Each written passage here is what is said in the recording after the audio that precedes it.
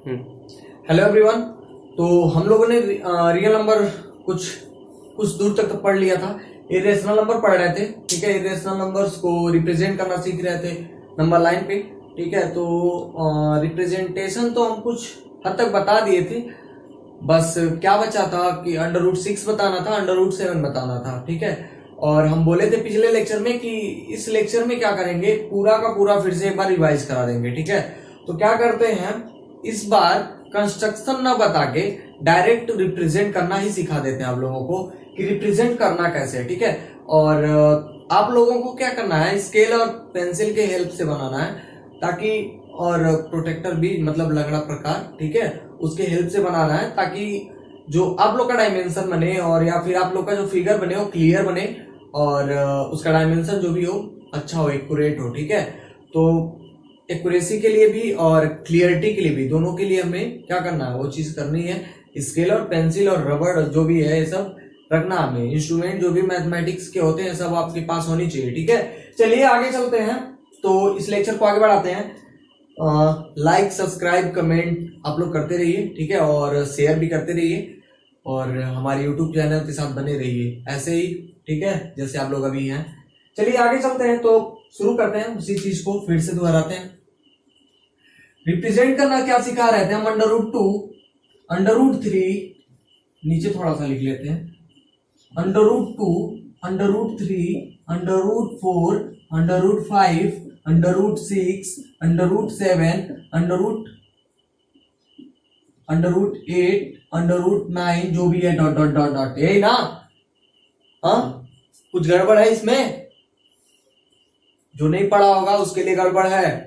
पिछले लेक्चर में जाएंगे, ठीक है, फिर देखेंगे कि कौन कौन से नंबर्स इरेशनल नंबर नहीं होते हैं, कौन कौन से, परफेक्ट स्क्वायर, जो भी परफेक्ट स्क्वायर होंगे वो इरेशनल नंबर नहीं होंगे, डॉट डॉट डॉट।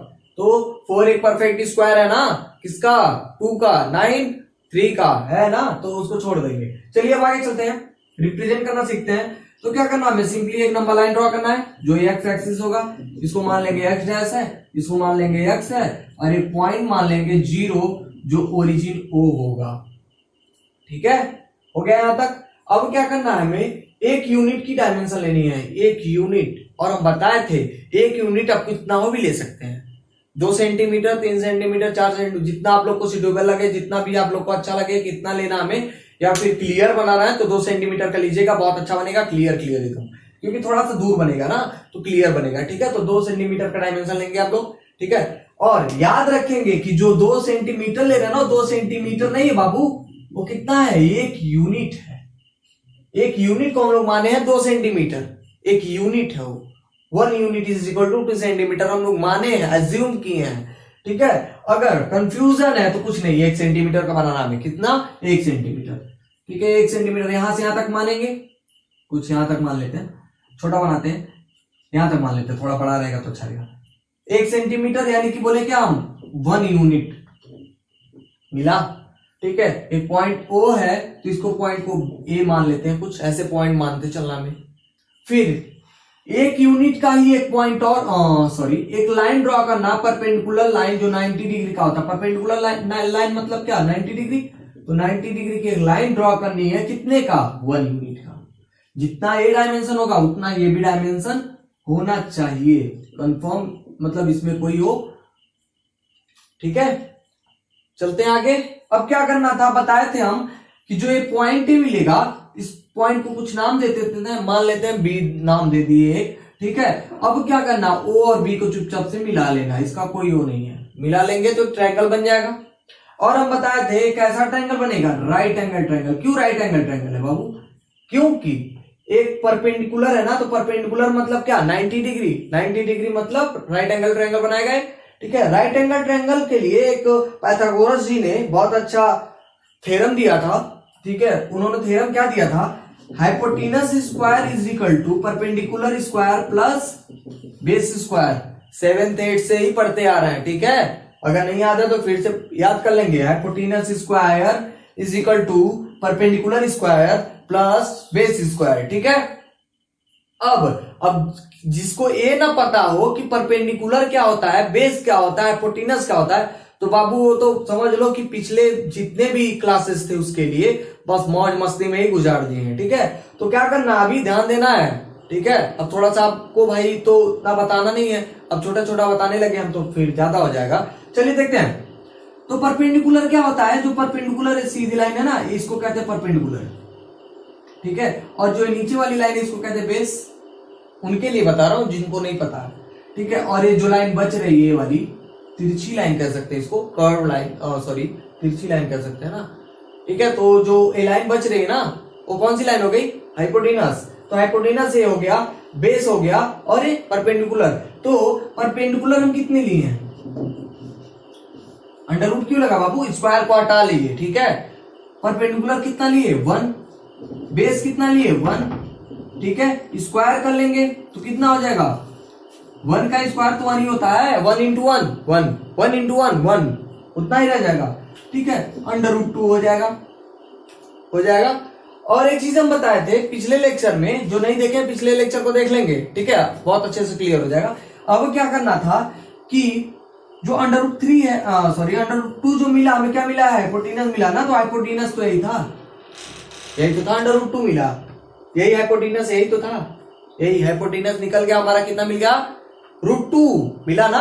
अब क्या करना था, रूट 2 यही तो है नहीं, हमें कहां रिप्रेजेंट करना था, नंबर लाइन पे रिप्रेजेंट करना था। नंबर लाइन पे रिप्रेजेंट करने के लिए हम बताए थे कि यहां से यहां तक कोई आर्क लेंगे, मतलब रूलर में क्या करेंगे, यहां से यहां तक का चाप बनाएंगे, आर्क बनाएंगे, यहां रख के, यहां जो नीडल होगी उसकी रख के, ठीक है, पेंसिल से यहां से ऐसे एक आर्क बन जाएगा, छोटा सा बन जाएगा।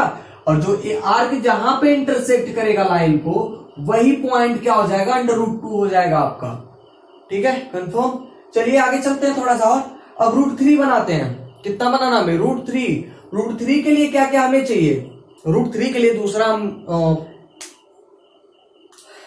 मार्कर का यूज कर ले रहे हैं। ठीक है, क्या करते हैं, रूट 3 के लिए क्या करना अब हमें, देखिए रूट 2 तो मिला था हमें, क्या यही चीज। अब क्या करना है, रूट 3 बनाने के लिए फिर से यहीं पे परपेंडिकुलर लाइन ड्रॉ करनी है। क्या करनी है, परपेंडिकुलर लाइन ड्रॉ करनी है, कितने का, 1 यूनिट का फिर से। ठीक है, 1 यूनिट का फिर से ड्रॉ करना है। क्योंकि अंडर रूट पहले से है, उसको स्क्वायर करेंगे तो 2 मिल जाएगा, फिर 1 को स्क्वायर करेंगे तो 1 ही मिलेगा, 1 + 2 = 3 हो जाएगा, अंडर रूट 3 मिल जाएगा हमें। ठीक है, चलिए देखते हैं। फिर वही चीज निकालना हमें, एच निकालना है, यानी कि हाइपोटेनस निकालना है, किस केस में निकालना है। अब ये हो जाएगा, यहां से इसको ड्रॉ कर लेते हैं, यानी कि ज्वाइन कर लेते हैं, ए बी, और इसको सी ले लेते हैं, कुछ ऐसे पॉइंट मिल जाएगा हमें, ए बी सी। ठीक है, अब क्या हो जाएगा, ओ बी सी, एक ट्रायंगल हो गया। कौन सा ट्रायंगल, राइट एंगल। क्यों, क्योंकि ये परपेंडिकुलर लाइन है, राइट एंगल ट्रायंगल। फिर ये फॉलो करेगा ना इसको। ठीक है, तो फॉलो करेगा तो क्या हो जाएगा, ये 1 यूनिट लिए ना हम लोग, जो भी डायमेंशन 1 यूनिट लिए। ठीक है, अंडर रूट पता है हमें कि जो बेस है इसका, अब बेस ए हो जाएगा, ये वाला बेस ए हो जाएगा, और ये हाइपोटेनस हो जाएगा। ठीक है, तो क्या करना अब हमें, अंडर रूट परपेंडिकुलर कितना, 1 स्क्वायर, बेस कितना, रूट 2 का स्क्वायर। ठीक है, तो कितना हो जाएगा, 1 + 2 कितना हो जाएगा, = अंडर रूट 3 मिलेगा ना। तो क्या मिल गया हमें, हाइपोटेनस मिल गया अंडर रूट 3। ठीक है, तो फिर हमें रिप्रेजेंट करना नंबर लाइन पे, तो फिर यहां से यहां ओ से सी तक का जो भी लाइन मिला रहे हैं हम लोग बार बार, ठीक है, ऐसे मिला रहे हैं, ओ भी मिला है, ओ सी मिला है, इसी लाइन का एक आर्क लेना है और ऐसे कुछ आर्क बना देना हमें, कुछ ऐसे आर्क मिल जाएगा यहाँ पे, ये हो जाएगा रूट 3 आपका। ठीक है, नंबर लाइन पे 2 चीज डिनोट हुई। अब चलते हैं 4 के पास। 4 के लिए बताया था कि परफेक्ट स्क्वायर होता है, अंडर रूट 4 क्या कितना होता है, परफेक्ट स्क्वायर होता है किसका, 2 का।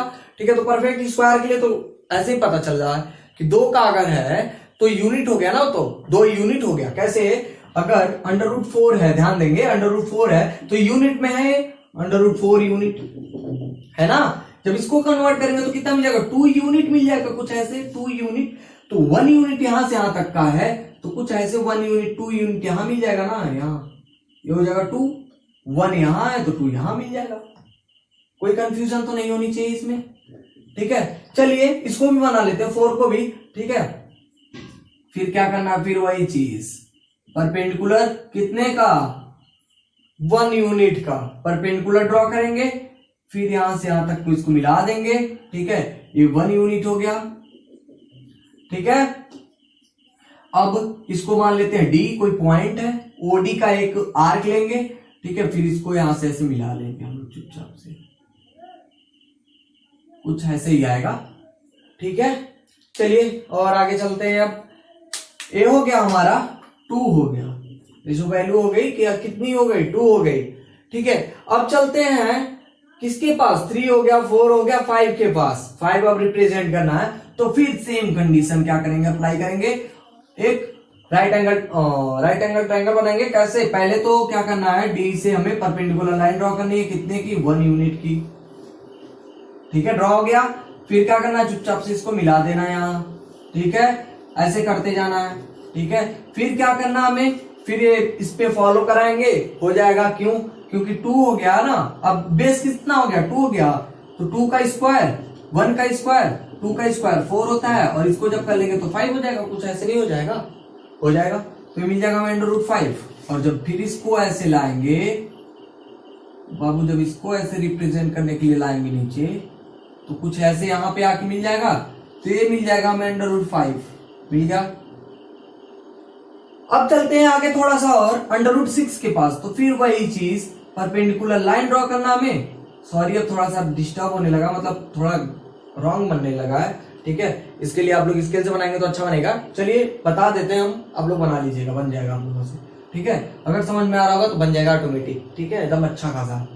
चलिए ठीक है, देखते हैं फिर क्या करना है, 1 यूनिट का डायमेंशन लेना हमें, फिर इसको मिला देना है, और इसको कुछ ऐसे एफ नाम ले लेते हैं, ये 1 यूनिट का डायमेंशन है। फिर क्या करना है, इसको फॉलो कराएंगे, क्यों, क्योंकि अभी राइट एंगल ट्रायंगल है, फॉलो कराएंगे तो √6 मिलेगा, कंफर्म मिलेगा, क्यों, परपेंडिकुलर 1 हो गया है, ठीक है, 1 हुआ ना, देखें 1 हो गया है, और जो बेस है अब √5 हो गया है, तो जो 5 होगा अब अंडर नहीं रह के 5 हो जाएगा, सिंपली 5 रूट हट जाएगा स्क्वायर की वजह से, ठीक है, तो ऐड कर लेंगे तो 5 1 6 हो जाएगा, √6, ठीक है। तो इसको क्या करेंगे, अब ये जो वैल्यू मिलेगी हमें √6 मिल जाएगी। अब क्या करना है, फिर वही चीज इसको भी यहाँ एफ और ओ की जो डायमेंशन होगी, एक आर्क लेके यहां से ऐसे कुछ बना लेंगे, बन जाएगा, ये मिल जाएगा √6 मिल जाएगा, कंफर्म।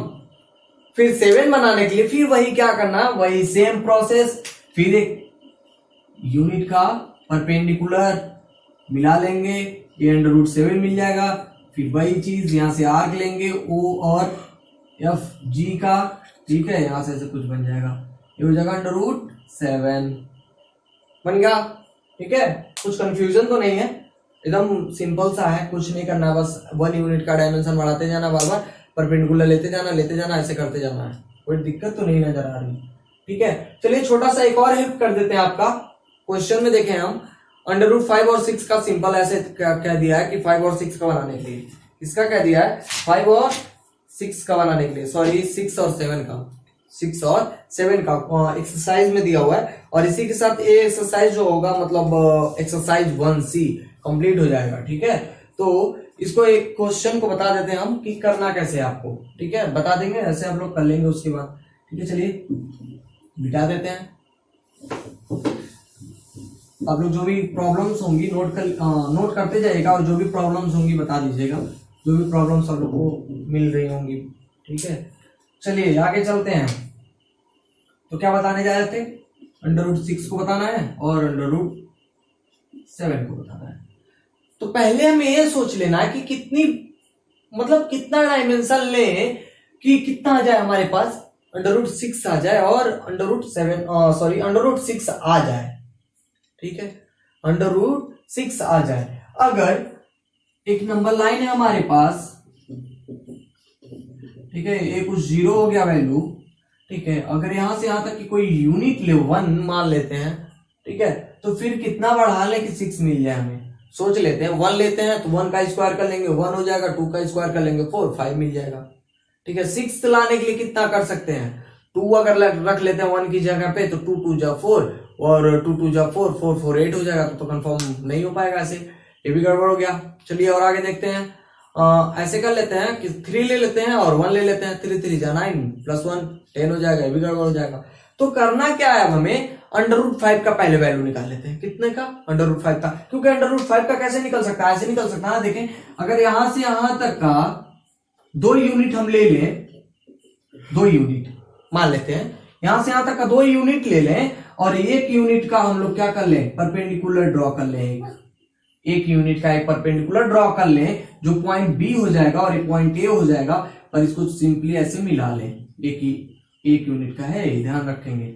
अब निकालना क्या हमें, OB = √, ठीक है, परपेंडिकुलर स्क्वायर, तो परपेंडिकुलर कितना, AB² plus base square, base कितना OA, ठीक है। तो पता है AB कितना है, 1 यूनिट लिए हैं तो 1², OA कितना लिए 2 का, तो 2 का स्क्वायर, तो कितना हो जाएगा, सिंपली ऐसे √5 हो जाएगा। 2 2 4 + 1 √5, ठीक है। तो A जो वैल्यू मिल जाएगी √5 मिल जाएगी, ठीक है। तो फिर क्या करना, O और A का डायमेंशन लेके 5 को मिला लेना। लेकिन क्वेश्चन में नहीं कहा था कि रिप्रेजेंट कीजिए 5 को, यानी कि √5 को रिप्रेजेंट करने के लिए नहीं कहा था, तो इसको क्या करना, छोड़ देना, इसको नहीं रिप्रेजेंट करना। 6 को, मेन बात हमारा क्या है, मेन पॉइंट 6 है।